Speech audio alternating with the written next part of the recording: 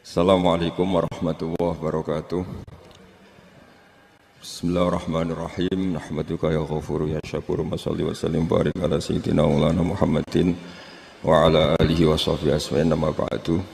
Ada ulama yang cari aman. Jadi kalau nafsir Yasin, Alif Lam Mim ya wallahu a'lam. Dan itu bagus karena ya siapa yang nggak tahu kalau wallahu a'lam. Ada yang nekat itu nebak-nebak. A itu apa, lam itu apa, mim itu apa. Ini ya tepak-tepakan, bisa dianggap klenik, bisa dianggap dukun.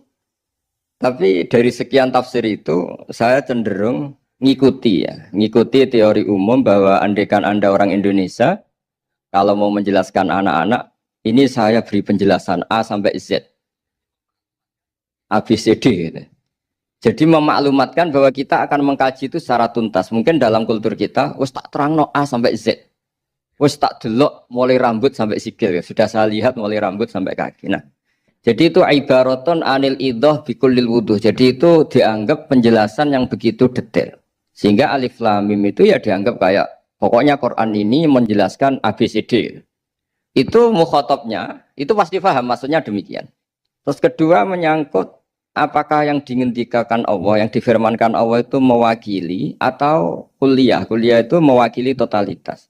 Misalnya begini, kalau kita nikah sama perempuan, misalnya namanya Sri gitu, bisa saja punya adik namanya Dwi atau punya mbak namanya Dwi. Lama-lama kadang misalnya kita nyesal sebagai manusia, kok cantik adiknya itu atau cantik mbaknya itu. Kemudian Islam melarang wa antasma'u binal ukhtaini. Kamu tidak boleh menikahi dua bersaudara secara langsung. Tapi itu pun kalau kamu anggap sebagai panduan hukum itu bahaya. Karena melahirkan pertanyaan gimana kalau ponakan dan buliknya. Jadi kita nikahi istri, buliknya masih cantik, terus kita nikahi juga boleh enggak?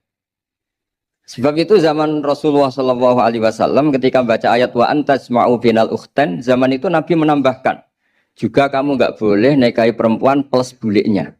Sehingga wa antasma'u binal ukhtan itu dianggap ibaratun an hurmatil jam'i bainal mahromen, itu dianggap pelarangan menikahi dua perempuan yang ada unsur apa?